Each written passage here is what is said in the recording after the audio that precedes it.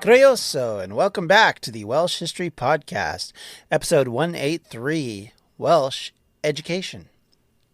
Education in the past, at least since the days of Roman Britain, had been the purview of the clerical and noble classes. In some cases, merchants, lawyers, and business people in general started to learn at least some version of literacy. In some cases, it was simple numeracy, or in other words, knowing how to count and to add numbers. But at other times, knowing how to read in English, Latin, or French was keys to power and financial gain. In medieval Wales, there is evidence that some priests taught young people of their parishes. Typically, these were in the forms of song schools found in cathedrals, at collegiate assemblies, and at some parish churches. Along with these schools were grammar schools. These too supported by cathedrals and collegiate churches. In Penllech, in Carmarthenshire, Wrexham, and at Haverfordwest, the parish churches maintained grammar schools. In Montgomery, another grammar school was held by the local priest. Scholars think that Montgomery was likely not the only market town in which had at least one of these sort of jury-rigged schools, for lack of a better word, but the evidence in itself is based simply on the idea that if there's one, there's probably more, rather than actual evidence. The monasteries had some role in education, but the exact nature of it was much less defined. While there was no direct evidence that any of the Welsh monasteries kept a free school, some parish schools continue to exist where a monastery had acquired these particular parishes. So if a school was already pre-existing, it was easy enough for the monasteries to keep them going. It is possible that the monks themselves offered some form of training in the graces to children of these gentry in their neighborhoods, and that they provided some kind of training for the novices that were looking to get into the clerical profession. However, this is just an assumption rather than evidence of actual alignment. Yet, within this body of evidence, it is obvious that some sort of formal training did take place because schools such as Oxford became training grounds for clerics, and not a few of these were of Welsh origin.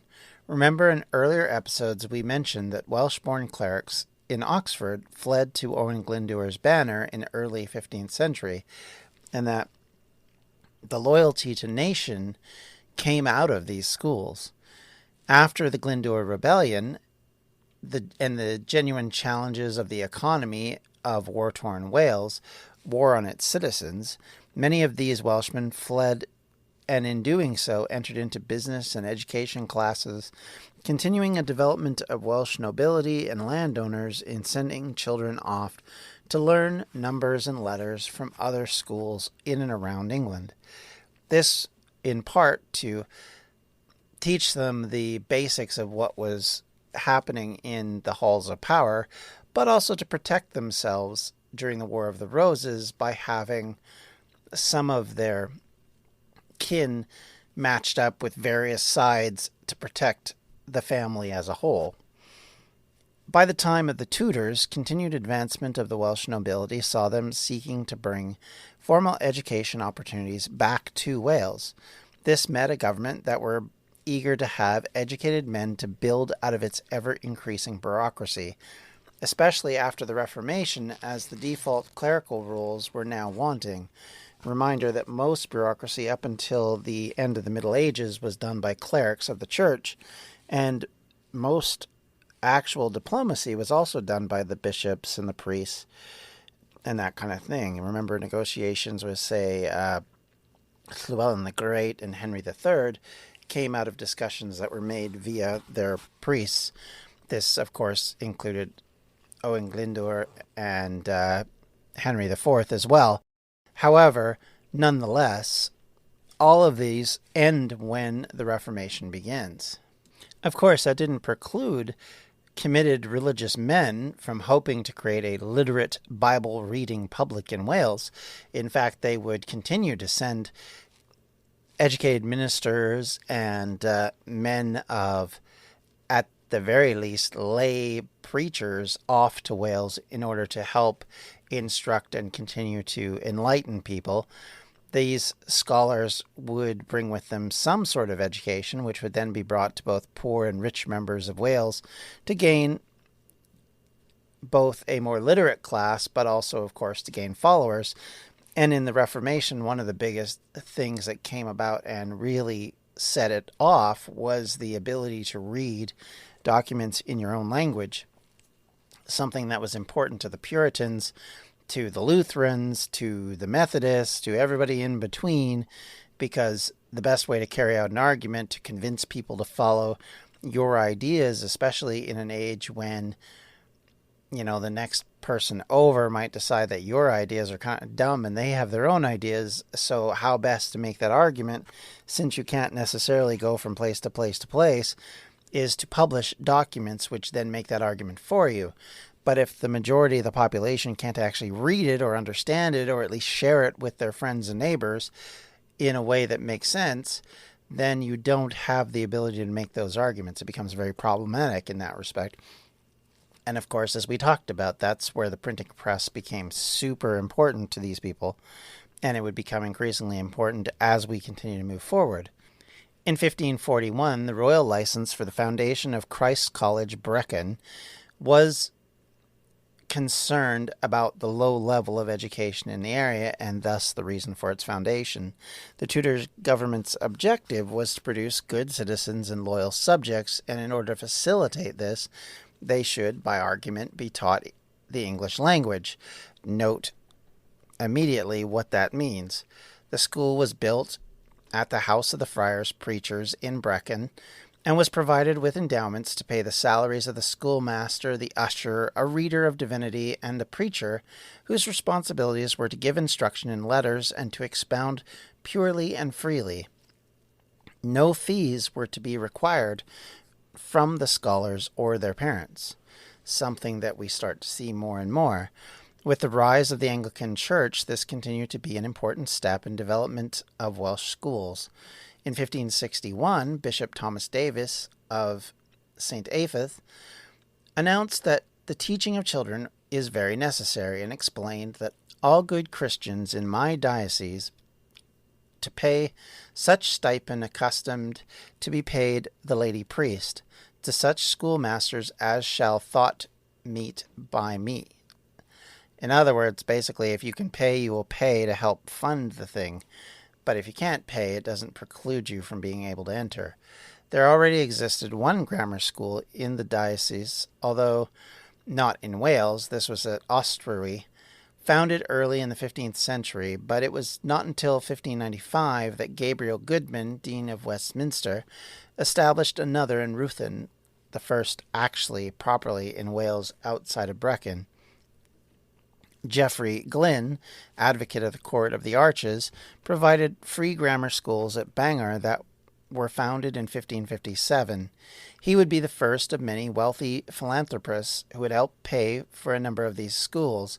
These schools were private of the government, thus in a separate category.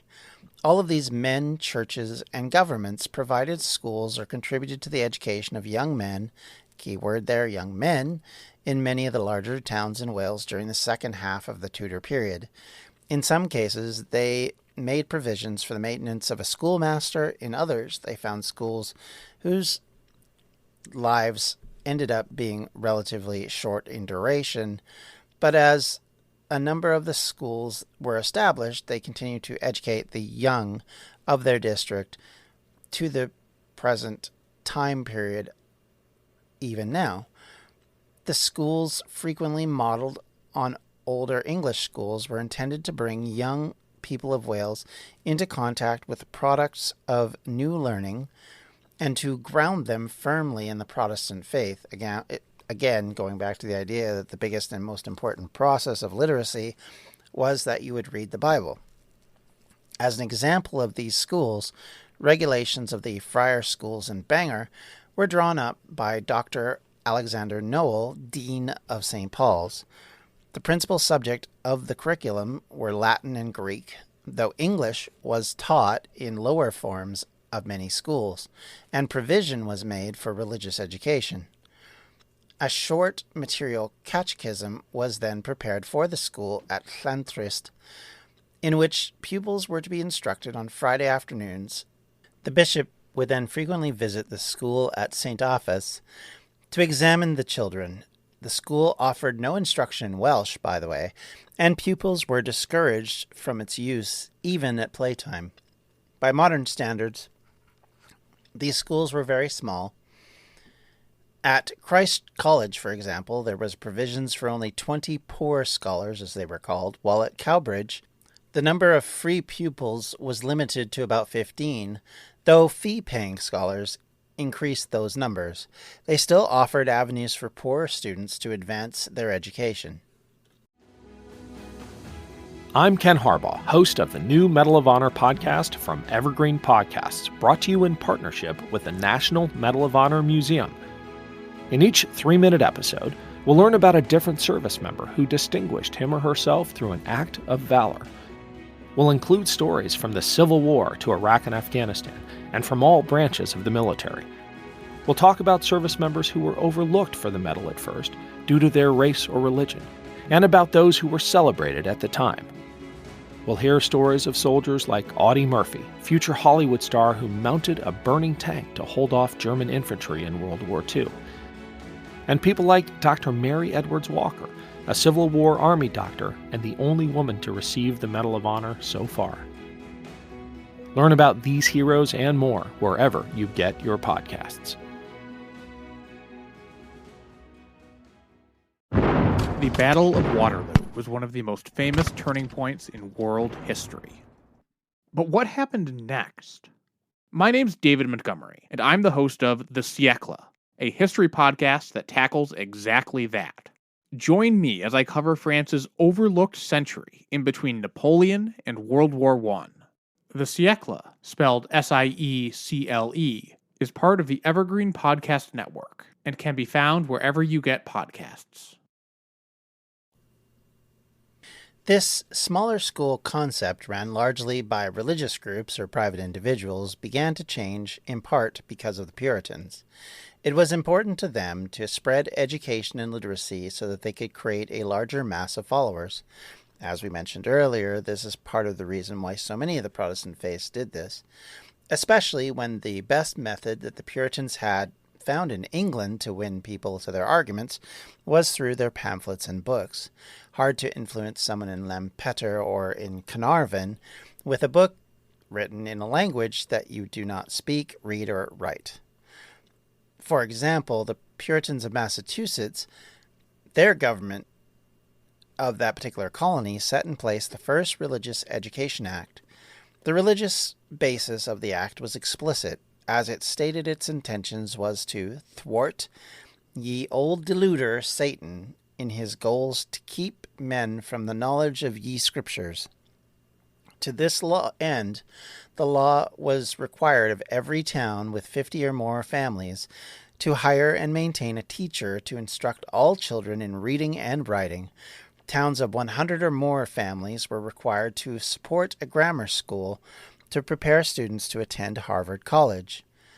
Back in England, these Puritans that had come to Massachusetts originated from the Puritans that were currently running the government, and under Cromwell had also prepared to generally educate their population.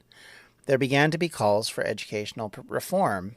Like the American colonists, it was partially for religious reasons, but they were not the only ones. The Puritans desired to educate and thought it was inspired, at least in part, by a desire to raise the position of the poor who had suffered badly in the economic depressions of the 1630s and faced new problems because of war and famine driven by failures in the harvest in the previous 5 consecutive years. Puritans were going further than just calling for poor relief or social welfare or in symbolic presentations. They were aiming for a broad range of reforms, including provisions for technological and agricultural education, a system of schools to educate all children, and more financial aid for what they saw as a deserving student. We mentioned last episode that In Wales, ministers were being sent to reach the people and to preach the gospel, but as well, schools were being established. Funding was being set aside to help maintain these schools and to pay the educators. The old grammar schools, which were existing previous to this, were then managed to continue by the new Puritan, as long as they abided by the new Puritan curriculum, creating one of the first real standard education systems. Those private schools that were existing, including those run by priestly opponents, were even allowed to continue rather than to be restricted or disbarred.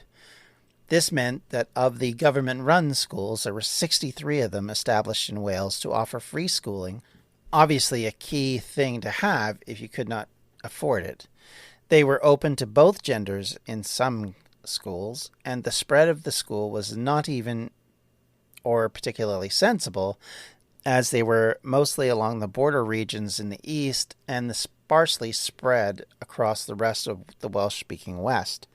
Of these 63 schools, only 21 managed to last until 1660, in some cases because of their bad positioning in sparsely populated villages, which meant that they had to shut down, and then all the students were then sent to other schools. They also had issues with hiring teachers. In some cases, the educators that they did hire were of various levels of quality, which also created another layer of problem. This attempt at public education provided by the state was at least at the heart of the Puritan religious hopes and politics. It was also the first real attempt to Anglicanize the poorer classes in Wales. Understand that previously, the Welsh poorer classes, while being a target of various leaderships and thought processes, were not really important enough or significant enough to face any particular forced cultural change. Typically, the Welsh nobility were influenced by the wealth and power to use English and the languages that were used by those power centers, such as French and Latin. Before that, under Edward I, it was through populating Wales with English people and their allied settlers to try and break down Welsh culture. It was the idea of changing populations and destroying culture by simply presenting a different sort of cultural change, something that some have argued is what happened in the Anglo-Saxon area of Britain, which had been, and as far as some scholars think, still remained Roman Britons. They just migrated their culture into the Anglo-Saxon culture. Whether you agree with that or not, that decision-making or that position, the reality of it was there were definitely people who were of Celtic origin who then flipped to being Anglo-Saxons and bore their culture, their language, and their dress in a way that made them not different really at all from their German migrating counterparts. This is what I think Edward had hoped to do in Wales and failed rather miserably to accomplish. So with all of that said, to this point, there had been no direct forcing of the Welsh poor to speak English. Obviously, if you wanted to deal with financial matters or if you wanted to deal with the government officials, you were almost always going to have to know English or have a representative that did. This didn't mean the entire population certainly did. And as we know, really in the western half of Wales, specifically in the north and in the areas in the very west end, it was not traditional to speak English. It was actually very much still Welsh speaking right into the Victorian era. And so you have a definite breakdown of that here, because one of the things that the Puritans had always tried to do, it seemed, was to try and convince the Welsh to start speaking English, and that this was a way to do that. Bringing these schools in allowed this change by creating pockets of education, which was, of course, English only. The failure of these same schools and their lack of headmasters meant that much of their influence was mitigated by their short stay and lack of use.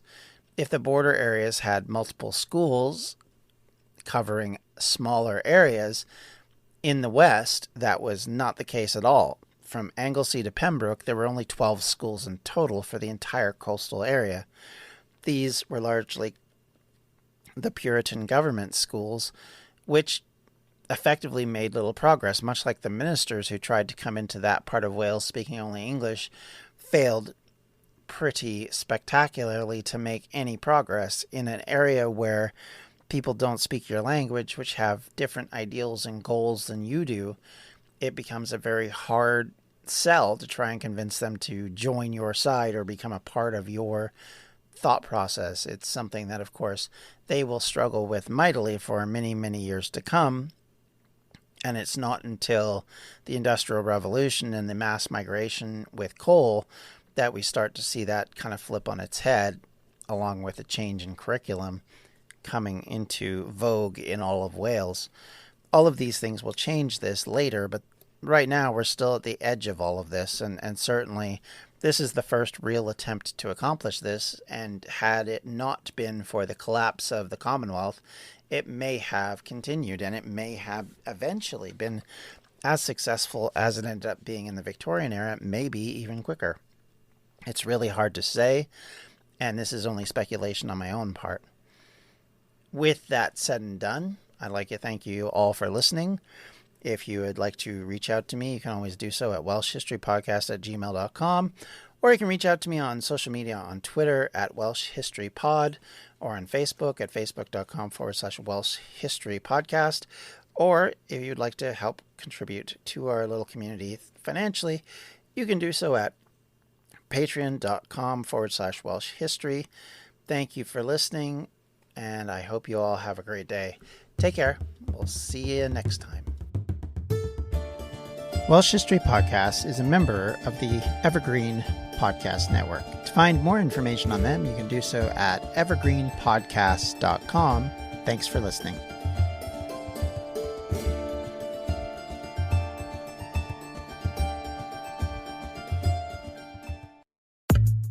Whether it's missing flights or retirements out of the blue, whether it's resignations or bans, as the old saying goes, there's never a quiet day in West Indies cricket.